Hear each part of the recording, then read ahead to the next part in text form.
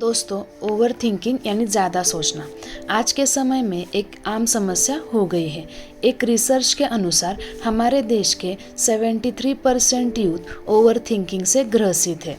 Over thinking यानी ज़्यादा सोचना आपके दिमाग की क्रिएटिविटी को कम कर देता है। हाल ही में हुए एक हार्वर्ड यूनिवर्सिटी के रिसर्च के अनुसार ओवर थिंकिंग हमारे दिमाग के कार्य करने की क्षमता को 43% कम कर देती है। कुछ स्टडीज़ में ये भी पता चला है कि जो लोग कम सोचते हैं यानी एक लिमिट में ही सोचते हैं, उनका दिमाग ओवर थिंकर्स के मुकाबले 22% ज़्यादा अच्छे से काम करता है। इन सारे फैक्ट से आपको ये तो पता चल ही चुका होगा कि हमारी ओवर थिंकिंग कैसे हमारी दिमागी क्षमता को अफेक्ट कर रही है। अब बात आती है इस ओवर थिंकिंग के समस्या को सोल्यूशन क्या है। हम हमेशा क्या करें जो ओवर थिंकिंग को ख़त्म किया जा सके। आपके इसी समस्या के समाधान के लिए मैं लाई हूँ कुछ ऐसे अमेजिंग टिप्स जिन्हें अगर आप अपने डेली लाइफ में फॉलो करते हो तो आप इस प्रॉब्लम को जड़ से ख़त्म कर पाओगे। तो अब हम शुरू करते हैं। सबसे पहले हम बात करते हैं कि कोई भी इंसान ओवर थिंकिंग क्यों करता है।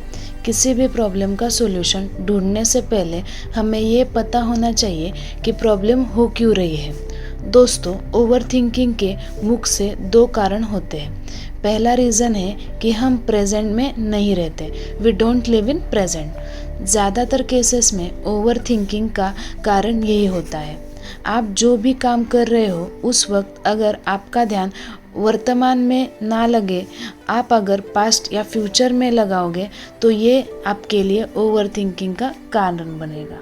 फॉर एग्ज़ाम्पल, अगर आप कॉम्पिटिटिव एग्ज़ाम्स की तैयारी कर रहे हो और उस समय आप सोच रहे हो कि यार मैंने तो पहले भी बहुत बार एग्ज़ाम्स दिए हैं लेकिन एग्ज़ाम तो क्रैक हुई ही नहीं, शायद इसलिए एग्ज़ाम क्रैक नहीं कर पाओगे।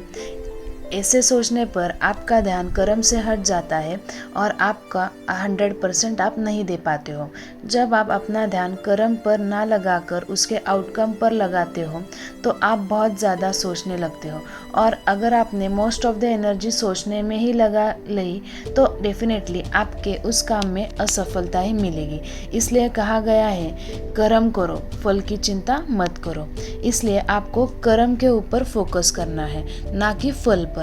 दूसरा रीज़न है फियर ऑफ लूजिंग। दोस्तों, बहुत सारे लोग इस डर के कारण भी ओवर थिंकिंग का शिकार बनते हैं। कोई सोचता है मेरी नौकरी चली जाएगी तो क्या होगा, तो कोई सोचता है कि मेरी वेल्थ चली जाएगी तो क्या होगा। तो बात करते हैं इस ओवर थिंकिंग से हम छुटकारा कैसे पा सकते हैं। मैं आप लोगों को सिर्फ 4 टिप्स दूंगी जिनको अगर आप फॉलो करते हो तो ओवर थिंकिंग की समस्या खत्म हो जाएगी। Number 1, accept that you are an over thinker.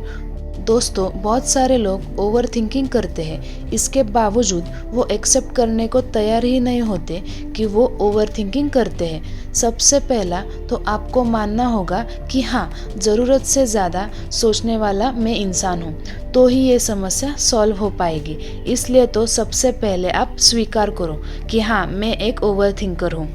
Number 2, write down what is bothering you. आप जिस भी बात को लेकर ओवरथिंक कर रहे हो उसे लिखा करो।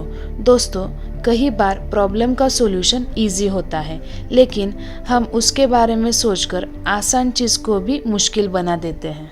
जो भी आपकी शंका या डाउट है वो आपके अंदर है।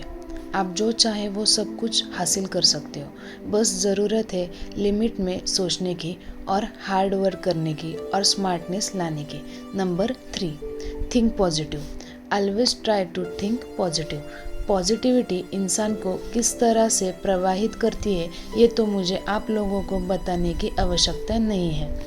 पॉजिटिव इंसान को हर प्रॉब्लम का सॉल्यूशन नज़र आता है, जहाँ दूसरी तरह जो लोग ओवर थिंकिंग करते हैं, जिनके दिमाग नकारात्मक नेगेटिविटी से भरा हुआ है, उन्हें सॉल्यूशन में भी प्रॉब्लम नज़र आता है। इसलिए पॉजिटिविटी को अपनाओ।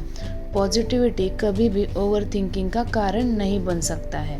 ज़्यादा सोचना बुरा नहीं है, नेगेटिव सोचना बुरा है। पॉजिटिव चाहे जितना सोचना है उतना सोच लीजिए, उससे आपको ही फ़ायदा होगा।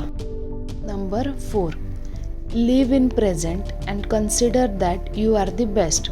जैसे कि मैंने पहले बताया कि प्रेजेंट में ना जीना ओवरथिंकिंग का एक सबसे बड़ा कारण है। हाँ, मैं मानती हूँ कि हर समय प्रेजेंट में जीना संभव नहीं है, लेकिन दोस्तों, अगर आप ओवरथिंकिंग को कम करना चाहते हो तो आपको ज़्यादा से ज़्यादा वर्तमान में ही जीने की कोशिश करनी चाहिए। आज अगर आप काम कर रहे हो तो आप उस वक्त अपना पूरा ध्यान उसी काम पर लगा दो। बाद में जो होगा वो देखा जाएगा। आप बेस्ट हो, आप यूनिक हो, आपकी तुलना किसी से भी नहीं की जा सकती, ऐसा सोचो।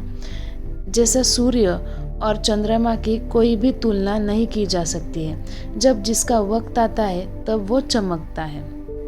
अगर आपको ये वीडियो पसंद आया तो वीडियो को लाइक कीजिए, शेयर कीजिए और कमेंट कीजिए, और मेरे चैनल को सब्सक्राइब करना मत भूलिए। धन्यवाद।